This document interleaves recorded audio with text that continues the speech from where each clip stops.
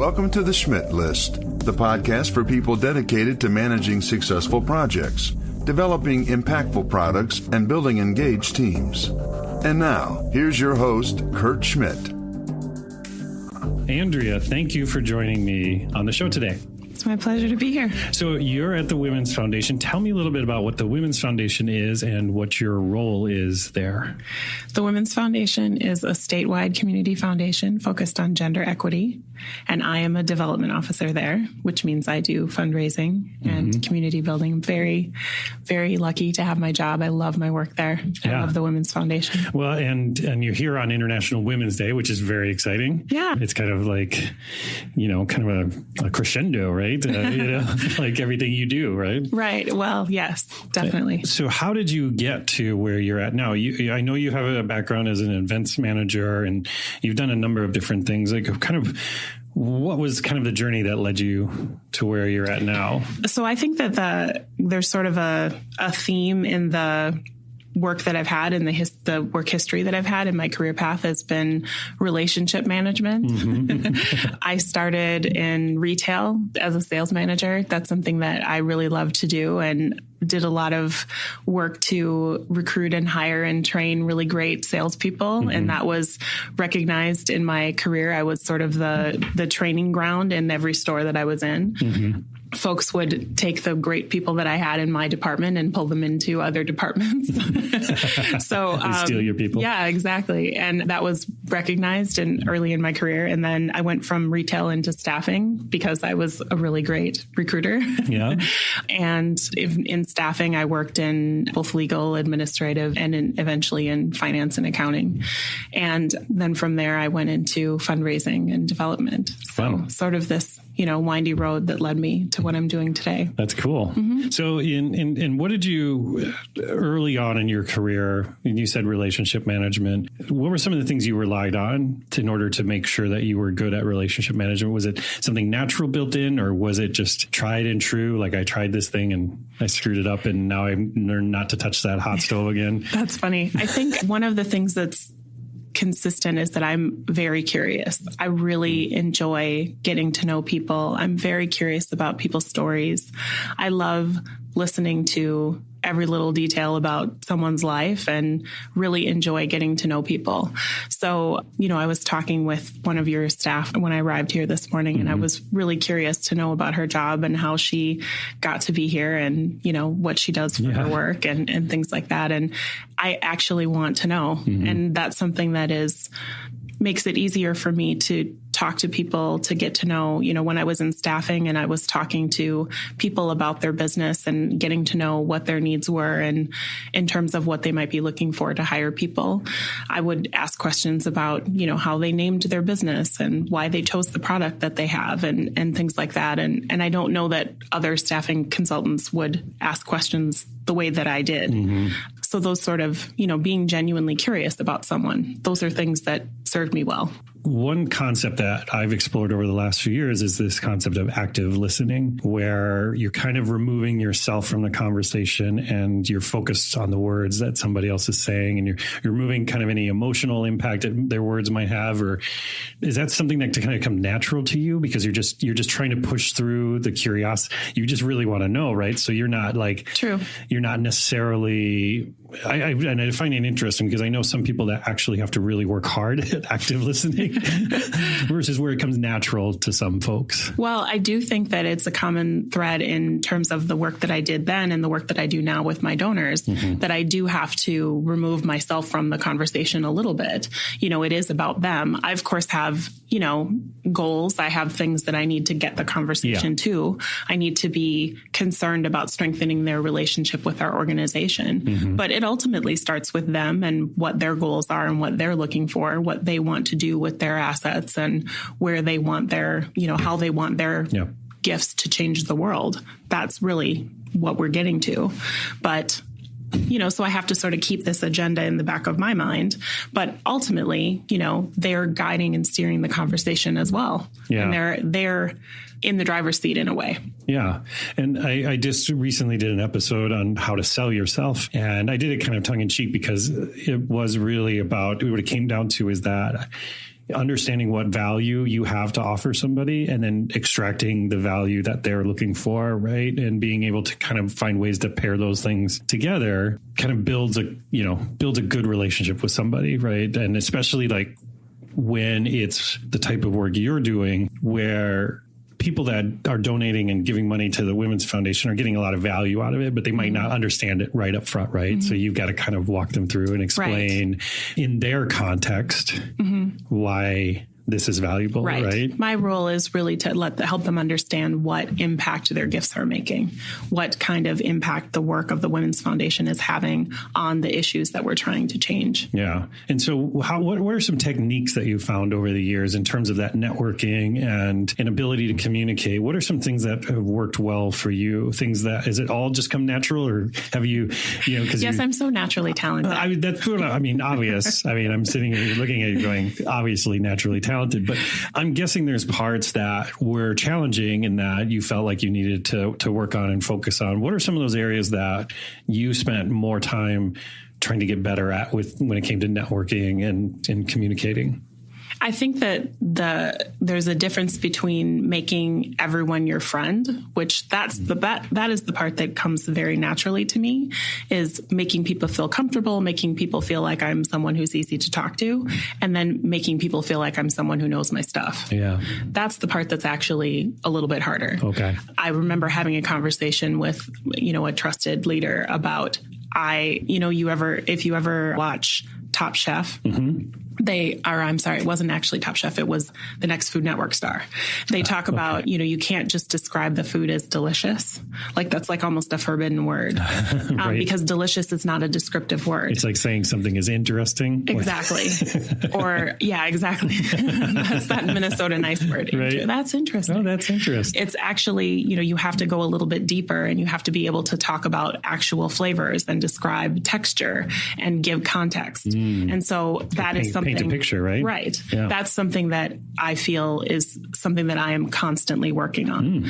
And to be able to describe our work in context of a greater issue and toward a goal for our organization. And so to give an example, our Young Women's Initiative is something that, we're working on in partnership with the governor's office. It's a partnership we have with the state of Minnesota.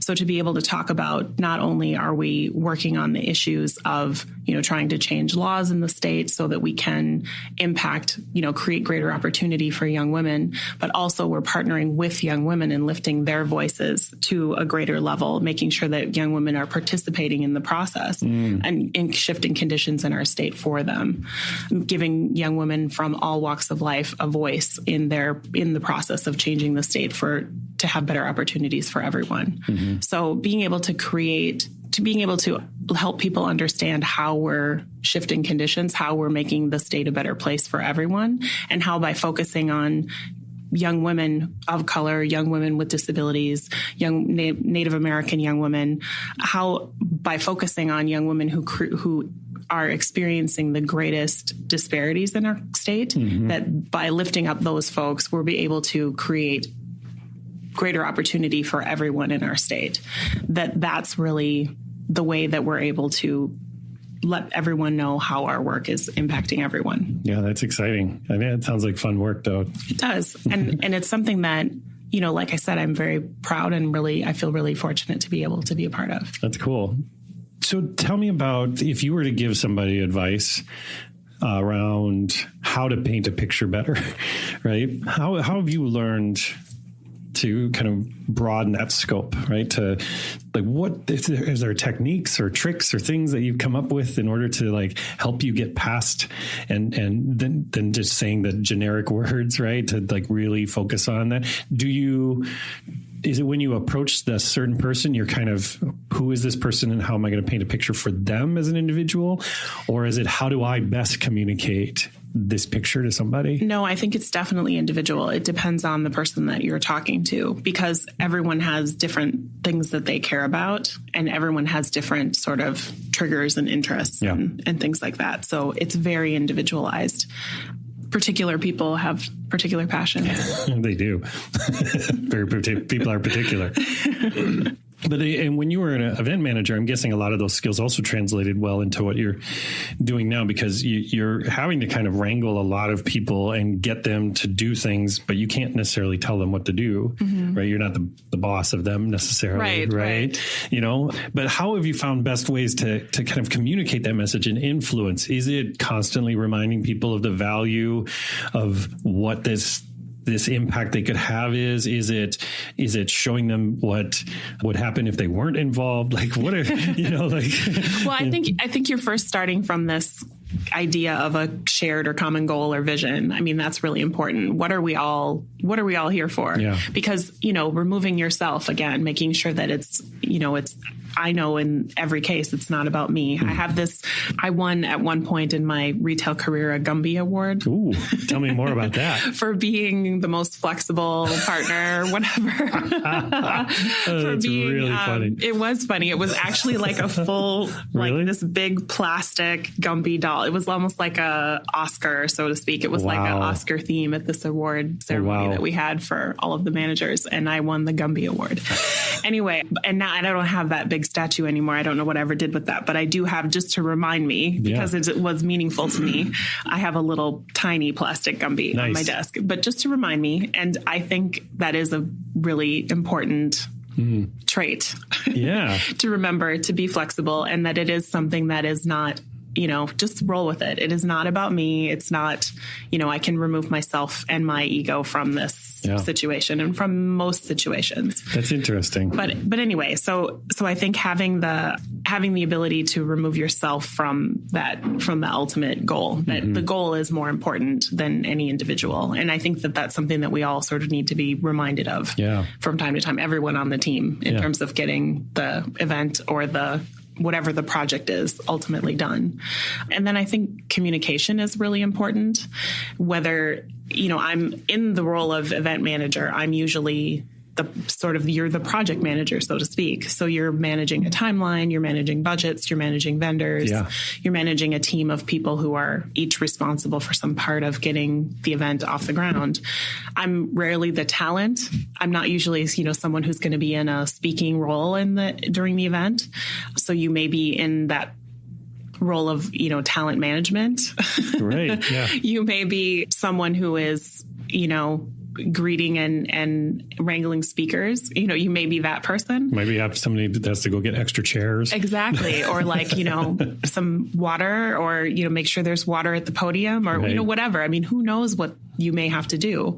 But again, removing yourself from all of that, because it is about the ultimate goal. And I like to think of my role as the event manager or project manager of that is to sort of be the person who's creating this container, or creating this package for something magical to happen, you know, because the people who are in the audience experiencing that event, you know, whether it's our donors or, you know, in some of the other types of events that I've been involved in, something amazing is going to happen, you know, and I'm so excited for that. You want to be a part of it. I want to be a part of that. I do want to be responsible for that. I want to be someone who can say at the end of the day, you know, I helped make that happen. So I'm all on board for it, and I can get out of the way to make sure that happens. Sure. You know, and what I found talking with and I do a lot of career coaching and mentoring, and what I find though is that people have a hard time finding that line between being flexible and being walked over. Right. And I think people can confuse the two sometimes, because sometimes when you're being flexible, it can feel like you're being walked over, but maybe you just need to get over yourself. And other times, maybe you feel like you're being flexible, but you are being walked over. Right? Yes. You know, how do you balance that? How do you find the way to balance? Is it just years of experience? Is it sort of, you know, you have your, you know, Andrea's compass that has been with her forever? Like, how have you found that balance? It's not easy. I mean, believe me, I have put forth many an ugly centerpiece. I'm not going to lie. There have been times when I've been like, that is the most hideous thing I've ever seen. What have I done? What have I done? But I do think that, you know, ultimately, again, it's not mine. It's not only mine. Mm-hmm. And I just have to sit back and make sure that the magic happens. And the color of the flowers is not the most important decision that's ever going to be made. Nobody's going to die. No one is going to die about that, over that. Yeah. So anyway, I mean, I do think there have been many times that I've put a lot of effort into something that nobody noticed, and so I do think that, it's just important to remember refocus on what that ultimate goal is, and not worry about like what some of the smaller decisions are. Yeah. And if, there have also been times when it was, my first or maybe my second event with an organization, and I felt like every single decision that I put forward was overridden. Really? Oh, every single one. Sure. And I was like, what am I think everybody's kind of been in what that. am I even doing here? Right. Do they even need me? Am I invisible? It's just walked right through me like I'm a ghost. Exactly. But then you just sort of refocus on that bigger goal and remind yourself what you're supposed to be doing, and it all comes out fine. Right. Well, and you were also a part of Giant Steps, which has a real entrepreneur sort of bent to it, right? And those folks bring their own challenges. Me being one, I know I bring lots of challenges, and I could probably wrangle you. I'm not going to challenge you. I totally believe you. So in that idea of like, let's talk about people with some difficult personalities, right? Where you're trying to work with somebody, you're trying to influence them, you're trying to show them, no, if you just come this way or you just turn a little bit to the right, everybody's going to be in a better spot. Right. What are some ways that you found dealing with people with maybe a little bit more challenging personalities in order to help them help themselves? What are some techniques you've used? I think, so you mentioned, one of the things that you mentioned was, how do you get the vendors to do what they're going to do? And then an example comes to mind when you're talking about dealing with the creative folks as well. Yeah. And, you can ask people to meet certain deadlines or meet certain criteria. And I can think about, asking artists about load in and like meeting those parameters. And I remember, the day of an event having folks, like show up with something that needed to happen. And it was like just completely like coming in the wrong door with the giant thing. And like, just having to ask the vendor space people to just roll with, and I was like, hey, I'm sorry, this is happening. You're going to have to help me put this up right now. And the ship has left the dock. Exactly. Like there's nothing we can do, but just make this happen now. Yep. And, we want this to be shown. We want this to be part of the event. You're just going to have to help me make this happen now. Let's just do it. And, ultimately the nice thing that you have in your pocket is you have this sort of positional authority with the vendors that you're going to pay them. So they do sort of have to do what you say in a way. Obviously you want a good reputation as an event planner. You don't want to be a bad client in the business. Yeah, you don't want to be a bad client, but at the same time, you are going to pay them for their service. And so, okay, we'll come down with the flatbed and we'll do what we got to do. But anyway, so yeah, I think, but back to, your question about managing, helping the creative people to, be their best selves. I think, I'm a very, as much as I try to be flexible and I have my little Gumby to remind me, I do think that, I just remind people about deadlines and ask them repeatedly and, that sort of thing. And I do have just endless patience and, you can ask 100 times and they're going to do it or they're not. And if they can't do what you ask them to do, then they, eventually they can't be part of what you're trying to create. Yeah. So, I think that's really interesting what you're saying, because I coach people around the same sort of thing you're saying, right? Is that you can only kind of set expectations and then communicate. You have to constantly communicate. So if one of the things that I think is really important around successfully getting this process done and making sure that the event is successful, making sure that you're getting input from everyone that's involved in the project or in the event is feeling like they're part of the process is communication.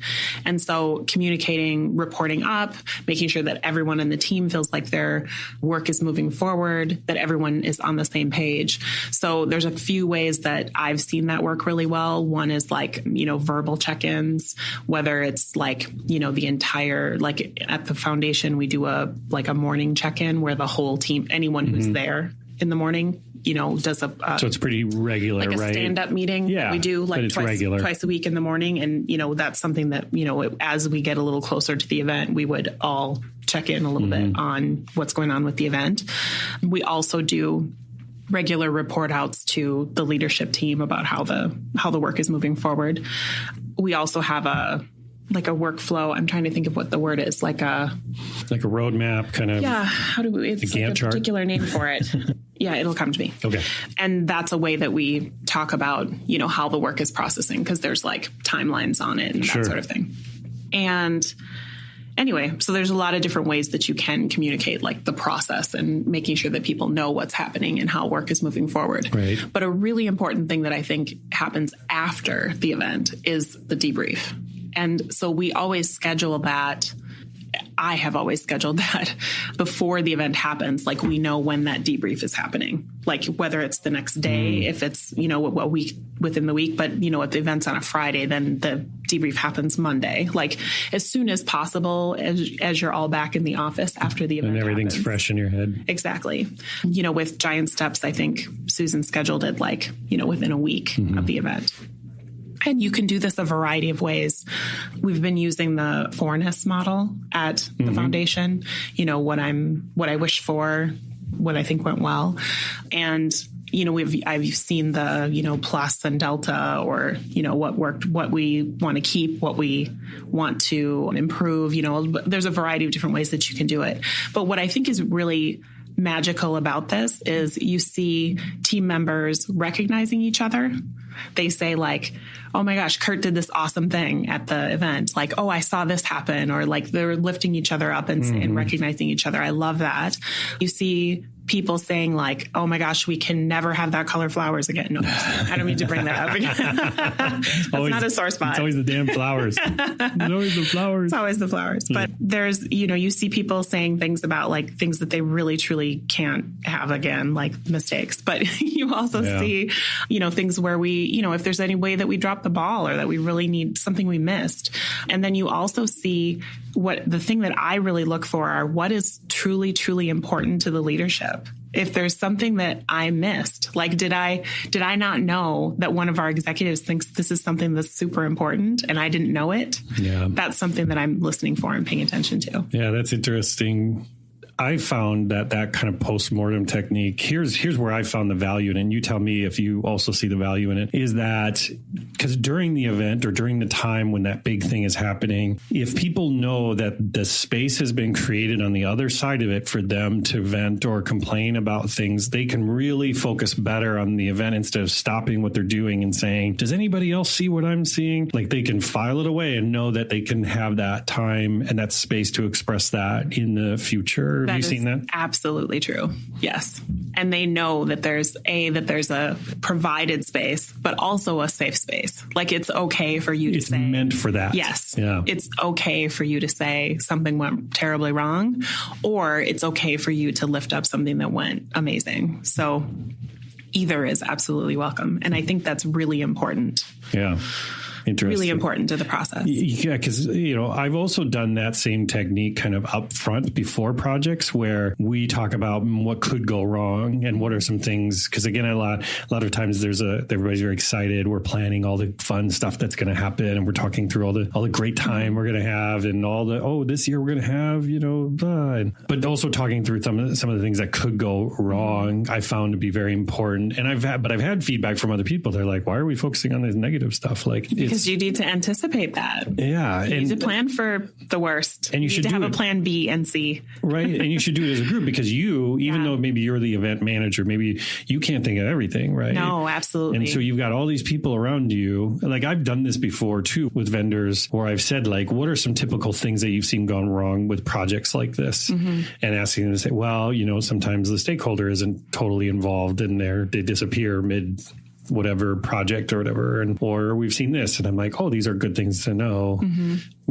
Absolutely. I do like to go through, when you go through ahead of time, like you have all your scripts prepared and you have your agendas prepared and you know what to expect from the vendor and you have your show flow and all of those things are ready, going through it with every member of the team and just ask, like I will ask point blank, what's missing? Is there anything that we're overlooking, just making sure that, because I'm not going to remember every single thing. So, I like those. And then sometimes I might even ask a friend, someone outside of the organization who I know does a lot of this type of work to put their eyes on it as well, because they may think of something I haven't. Right. Yeah, exactly. Right. I mean, I think that's where I've seen some folks stumble, is that some people think that they have to have all the answers. That's why they're getting paid. That's why they get the job, right? And all that sort of thing. I mean, I think do you think that comes from inexperience or more insecurity? Like what, I know myself, like it just took me years of doing that job or beating my head against the wall to kind of get around it. But maybe it's something comes more naturally to other folks. I don't know. That's a good question, but I do think that comes back to the ego question issue we were talking about earlier, that, you have to remember what the big picture is and get yourself out of the way. Yeah. I like that thought. Well, so we're at time, Andrea. So I know that the Women's Foundation is not necessarily like a place where I go and volunteer and whatnot, but I can contribute to the good that it does in the world. Where are some places that I can find out more about how I can contribute to what the Women's Foundation mission is? We have an incredible website, wfmn.org, and people can find out more information about the work that we're doing. They can find me on the website, and please reach out to me, and I would be happy to have a conversation with anyone who's interested in learning more about our work. That's great. Well, I want to wish you a happy International Women's Day. Thank This you. is very exciting. And thank you so much for joining me. I will have links to all the things on the show and the blog page and everything, so people can find more about Andrea's awesome Women's Foundation and the work that they're doing over there. So thank you again for joining me. Thank you. Thank you for listening to The Schmidt List. If you want to learn more about how Foundry accelerates innovation, check out foundrymakes.com. And if you'd like me to speak about establishing a growth mindset at your conference or with your team, drop me a note at kurt@foundrymakes.com. Oh, and the next time you're on the internet, head to iTunes and leave the show a review. If you enjoyed this episode, please share it with a friend, because sharing is caring. I truly appreciate you taking the time to listen to the show, and I hope you have a fantastic week.